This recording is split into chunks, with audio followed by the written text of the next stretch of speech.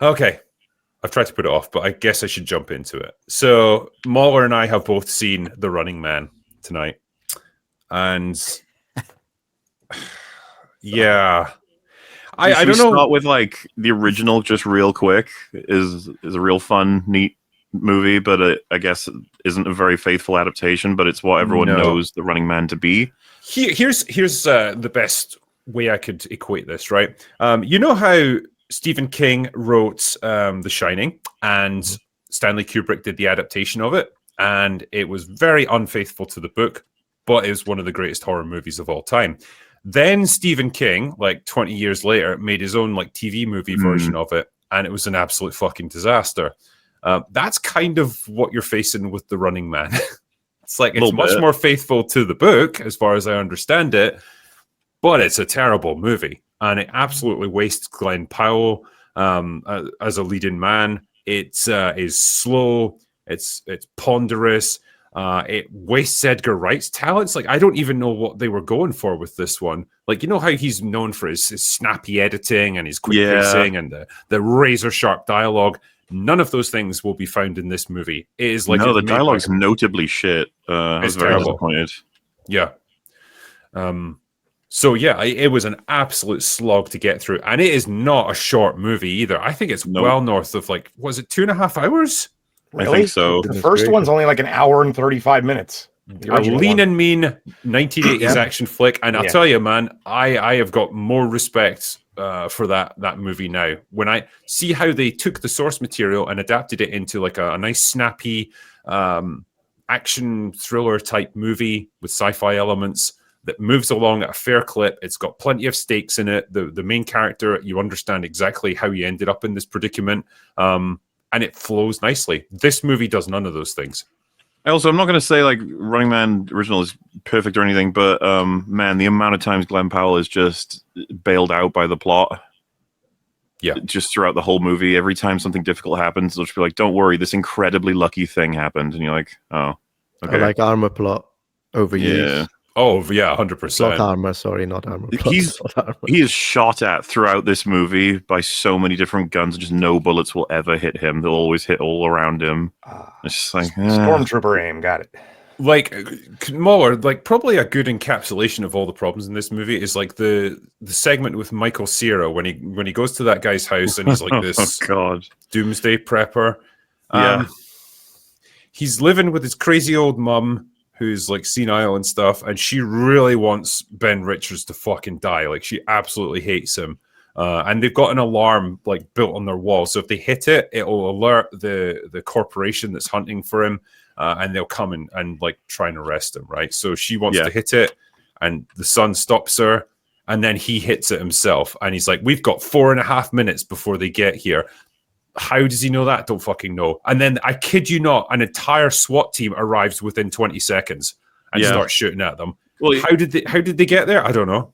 You've kind of gone over the part that I think is the worst about that. It's like the writing's so pathetic. They enter the house, she's there. They overtly and explicitly show you this moment where she's just like, "I hate the guy on the TV," which is the main character. And you're like, "Oh, okay." And then he's like, "Whoa, isn't this going to be a problem?" Michael Cera's like, "Nah, she's basically deaf. She's not going to do anything. She'll never know. It's fine. She's crazy old and hates you, but it's fine. Don't worry about it." Next scene, "Oh no, she's gone crazy. She wants you dead, and she knows you're here." It's just like, well, I suppose we should go back a little. Let's rewind it a little bit, right? So you guys probably know the plot of the original Arnold Schwarzenegger movie, right? And it's something broadly similar to begin with, right? It's like a dystopian future where everyone's poor, and they entertain the masses with these blood sport type TV shows, right? And there's like one where they have a fat guy running on a treadmill, answering questions until he gets them wrong, and then he fucking falls off a cliff or something. Anyway, the top of the tier is The Running Man, where you win $1 billion, whatever that equates to, I don't know, in this new world. And Glenn Powell's character volunteers for it because his kid's sick and his family's got no money and all the usual stuff. They remind you like 1,000,000 times. Yeah. My wife and my kid. I'm doing this for my wife and my kid. Also my wife and the kid. They even flash it on screen when someone, I think Josh Brolin mentions his wife and kid, and they just show an image of it. And I was like, yeah, I know, movie. Like, Jesus. Yeah. Which is crazy for Edgar Wright because he the Cornetto trilogy just believes in the audience's intelligence. And you know what? I'm going to also say I think the original movie did a better job. I think so too. Putting Richards into, because he's not really volunteering for it. He gets like cajoled into it because he's been framed for like a mass killing of people that he didn't do. And it actually it really makes use of like the media manipulation and like AI deepfakes even back then, like in the 80s. It somehow predicted that shit. But anyway, like he was forced into it. This guy volunteers. And instead of the original game where you were turned loose in this sort of wasteland and you had to survive for the night, basically, it was all shown live. This one is a fucking drawn out month-long affair where you have to survive for 30 days on the run. You can be turned in or you can be reported by any member of the public. So if a member of the public sees you, they can call the corporation or whatever or raise the alarm, and if you get caught, they get like $1 million or something, so that everyone's got an incentive to like report you. And you can't just like hide in a fucking hole for a month, because you every day you have to record a 10-minute tape and send it to the network to prove that you're alive and like give some kind of clue about what you're doing, so that they've got some sort of update. It's a little Hunger Gamer-ish. But it's just like a really boring version of it, where he's just walking through city highlighting there streets. is the thrust of it gets really awkward, because every once in a while it's just like, well, settle down time. I'll lie down. And she's like, oh, there you go. Anytime it gets difficult for him, like, because he spends his first 3 days just holed up in a nice hotel. Like, he puts on a fake mustache and goes into the hotel and just checks himself in. It does nothing for like 3 days. So, fucking thrilling stuff. Then he has to go on the run because they find him. It turns out they obviously know where he is at any time because they can track him. And it's just, they literally spin the game out for ratings. Like, they could kill him anytime they want. There's like 3 runners. They always pick them based on certain characteristics. So there's going to be the useless guy who gets caught within the first couple of days, the wild card who just like kind of self-destructs and maybe lasts a week before they go out in a blaze of glory, and then the final guy, as they call it, who's like the actual good guy who might make it to the end, but they obviously make sure that he never actually will win. But it's just, it's so slow, and like every time it's getting fast-paced or like overwhelming, as MauLer says, the plot will jump in and save him, and another like family or another resistance guy will take him in and like give him another bit of plot exposition and keep him safe for a day or two, and then off he goes again. And it's just so fucking dull and meandering, and you've no idea where it's going, and you don't really care. There's no sense of urgency really to it, which is weird. The stalkers that you had in the Arnold Schwarzenegger movie, you know how they were these big like gladiator types, like larger than life personalities, like fucking guy who throws like lightning bolts, or a guy with a chainsaw. Sub-Zero. Yeah, these guys are just like generic soldier dudes. Like, there's nothing to them. They're just guys with guns who just follow you. That's all it is. It's really boring. Well, they based the original ones a lot on, like, at the time, pro wrestling personalities, just to the extreme. Like, Jesse Ventura was in it, so that makes sense. Yeah. The better choice. And like, I feel like Glenn Powell is a pretty good actor. He's a pretty charismatic leading man, but you would never know it from this movie. Yeah, what I mean is like the script wastes him, but you can tell he's giving a performance that you're like, oh man, could have been cool to see him in a. You're watching a good actor having to say really shit dialogue. Oh no, he's got nothing to work with. So, guys, how is I'm about to go see this in a couple hours. So who writes the script? Is it Edgar Wright, or is he just hired gun directing? I will tell you. And how is, like, you brought it up earlier, MauLer, the Cornetto trilogy is a masterclass in editing. Yeah. Like, use of time and editing. All 3 movies are just brilliant. I just want to acknowledge that the chat is here. doing a great job with bringing up all of the puns that he does in the first movie. I think that should be They're so acknowledged. good. Here is Sub-Zero, now Plane Zero. Plane Zero. Edgar Wright he co-wrote it with Michael Bacall. Do you think who he's did just had Scott his time, Pilgrim versus MauLer? the World? What was that? Do you think he's just had his time? Yeah, I think I'm coping if I say anything else at this point, because I adore the Cornetto trilogy. They're three of my favorite movies, so it's almost impossible for me to say anything bad about him. But at this point, it's gotten a bit ridiculous. Baby Driver, I thought, has the editing and the sort of the filmmaking of the Cornetto trilogy, but not the characters, not the stories. So it was like, okay, you have to wait. Last Night in Soho, I thought was pretty damn bad. Again, editing's really solid in that film, but I kind of hated the story in that. Scott Pilgrim was pretty good, but again, the problem is just like, oh, that's actually ages ago.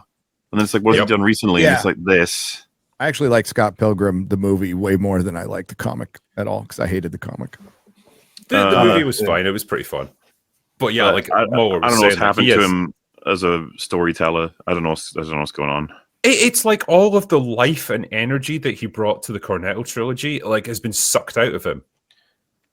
And it's like he had no interest in doing this movie and he was forced into it or something. That's what it feels like. It's like the difference between American and British cinema, though. I feel like that's really what it is. It seems like all the good stuff that comes from mostly is from his British days, and then when he comes over to the American side, it maybe it's I would assume it's probably studio interference. A lot of that. I mean, it could be there's no tone to it either, right? Because obviously his forte is fast-paced comedy, but with dramatic elements that when they do decide to get serious, you can really get invested in it. Here it sort of meanders between trying to do goofy comedy scenes and stuff, but then dead serious, my family's just been murdered and I'm gonna fly a fucking plane into this building to kill myself. That's how extreme it goes between the two. But neither of them feel earned, and neither of them feel like he's committed to either of them. It just feels well, that's what the script says I have to do, so there we go. But there's no thought for how that works emotionally or anything. It's especially weird because you said it's slower, so you'd think that there would be more setups as opposed. So that I'm guessing that there's just a lot of dead space between plot points. That's basically what there's saying. A lot of just Filler. There's filler. There's a lot of exposition, but it's really inefficient, and it takes ages to get it done. That whole segment with Michael Cera's character and the bunker that he's supposed to get to, it's all ultimately pointless. He doesn't go there anyway. Yeah, and I still don't understand how he's able to bluff basically bluff his way onto the plane by pretending he's got a bomb that's going to blow everything up. So that they give him a hypersonic plane that can get him anywhere he wants, and obviously, well, it's been said, but weapons. Josh Brolin was really fucking good in that, and he's playing dad basically. That's as far as the character really needs to go. Mm-hmm. He's in this, and he's the crazy leader of the company, the network head that's gonna he's basically churning everyone's bodies to bone in order to make as much money as possible. It's there's plenty of potential there. It's I could have forgotten he was in it. He's just kind of there. Really? Yeah, he's pretty forgettable, and he doesn't. He's playing Killian, but he doesn't have any of that. Yeah, here's the other thing, right? Running Man, the original, is made by Richard Dawson. He's great in the original. Yeah. But because you know what made that work as well? It was still presented in the format of a game show where people are being given board games and stuff as prizes, and it's all happy clappy and very upbeat, but there's gruesome murders taking place on screen. Here though, it's people are encouraged to swear and scream and get angry and stuff. When they bring Glenn Powell out to give his last words before he gets put into the game, they're yeah, fucking go for it, really scream at us, let all that anger out. And it's no, you're missing the point. In the original movie, it was that weird contrast of a happy clappy game show that happened to be ultra violent, but here you're trying to bring all of that into the audience section of it as well. You're missing the satire that made the original movie work really well.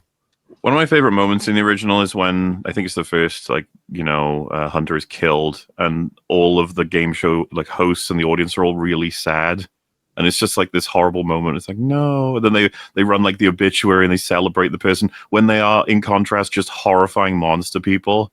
It's a really fun sort of understanding of like how they lie, basically. Yeah, because again, in the original, right, the audience gradually warms to Ben Richards, right, and and they begin to support him. People start putting bets on him and stuff, but it's a gradual process. Like public opinion starts to turn in his favor. In this, right, they are able to digitally alter you. They can deep fake him whenever they want, right? So he might give some impassioned speech. Yeah, he might give some impassioned speech on the audio tapes or like the fucking weird drone things that follow him around, saying like, you're being lied to. This corporation is like keeping people divided, all that stuff. Then it'll just deep fake him into saying like, I'm going to blow up this building and kill everyone in it. I hate you people, and I eat puppies and stuff. And they can do it anytime they want. So throughout the movie, everyone hates him and everyone wants to fucking kill him. But then when the plot decides it's time for everyone to warm to him in like the last 15 minutes, public opinion completely sways in his favor. Yeah, it's nonsense. Everyone thinks he's died when the plane gets blown up. It turns out he's ejected. He becomes suddenly like this national hero, and it starts like this uprising that takes over the TV studio and then allows him to come in and kill Josh Brolin in a weird, like it's almost so like lame. Yeah, it's lame. It feels like a dream sequence. Yeah, I don't know how to describe it. It's just like the dumbest, most ham-fisted way you could do this kind of story. And I can't believe I'm pointing to a 1980s Arnold Schwarzenegger movie and saying this is way fucking smarter than what we got here by someone like Edgar Wright. Well, the original had such an efficient script. They did. It's almost all done visually. There's every time something happens, that you see the audience, you see all the people running to bet on it. All the changes are done visually for the most, except for the one time where they interview the older woman who's like, I'm going to bet on, I'm going to pick him for the next kill. But so it's just very efficient. This one, just from what you're saying, it just seems like it's really, it's so drawn out that you lose yourself, like as you're going, you lose yourself as you're watching it. I lost my will to live and my sense of reality. This movie is 33 minutes longer than the 1987 movie, and it makes so much worse when this isn't just a movie that you're seeing randomly. It's an Edgar Wright movie. Yeah, it's like, what the hell's going on with Glenn Powell, like considered a new movie star that might bring people into the movie theaters, right? And it's sounding like to me, without seeing it, it's just sounding like to me, it's a 2025 movie. It's another 2025 slop fest that will come and go, be forgotten. And listen, my expectations for this were RoboCop remake, right, and Total Recall remake. That's where my expectations were. That was exactly the example I was going to give you. This is like the Total Recall remake. It's got none of the intelligence or the sly kind of version of the Verhoeven movie. Yeah, I couldn't watch it. I watched the original when I was like 12, which I mean, with the explosion of the eyes of Mars, that was the greatest thing to watch as a 12-year-old. Has anybody on the panel actually read the Running Man book? I'm just curious because I never have. The Richard Bachman book, yes. Yeah. Many years ago. Yeah. I mean, I guess I was going to say, is it a slower burn? And maybe it's just a translation that it doesn't work as well if you really. I'll let you know as soon as I see the movie. But what I remember from the story, I enjoyed it as a story. And but I always had the hot take when I was a kid that I liked the movie better. So I'm just wondering if that's the case, because sometimes novels are drawn out in a specific way that works for novels, but not for movies. And I'm wondering if because they tried to stay so, faithful to the adaptation, maybe that's what's really making the translation not work. It's probably one of the problem. There's a lot of aspects to novels that don't translate well into movies, and you have to understand the difference, sorry, but Edgar Wright, like picking him he obviously, I think it's pretty safe to say he has a wheelhouse and he can't really leave it. Right. I think we were robbed of his Ant-Man. I think his vision of Ant-Man would have been very cool and really fun. That was like peak Edgar Wright too, back then. So that test footage they showed at Cannes before the movie came out was his version. Right. So they took a lot of stuff from it in the movie. And I think it would have been, it's a perfect character for him. And I think we got robbed, and he spent 8 years of his life on that, which is incredible. No, he helped develop the MCU. he and Favreau and RDJ and Joss Whedon were all there early on, like molding it into what It's it was. a crazy dream team when you think about the year that was happening, you know? Yeah. God, But, them at the height of their powers, like imagine what they could have accomplished.